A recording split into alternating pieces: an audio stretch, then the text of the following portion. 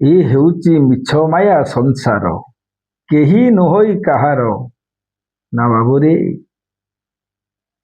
ବନ୍ଧୁଙ୍କ ସହିତ ବେଇମାନ କରିବା ପୂର୍ବରୁ, ଧୋକା ଦେବା ପୂର୍ବରୁ ଭଲସେ ଟିକେ ଭାବି ଚିନ୍ତି କାର୍ଯ୍ୟ କରନ୍ତୁ। କାରଣ ଆପଣ ଯେତେବେଳେ ସଂସାର ଛାଡ଼ିକି ଯିବେ, ସେତେବେଳକୁ ସେଇ ଭାଇ ବନ୍ଧୁମାନେ ତୁମ ସାଙ୍ଗରେ ଯାଇ ତୁମକୁ ଦାହ କରି ଆସିବେ।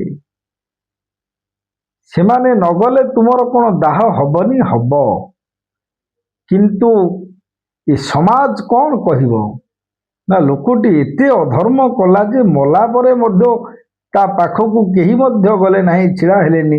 ତା ପରିବାର ଲୋକ ତାକୁ ଦାହ କଲେ।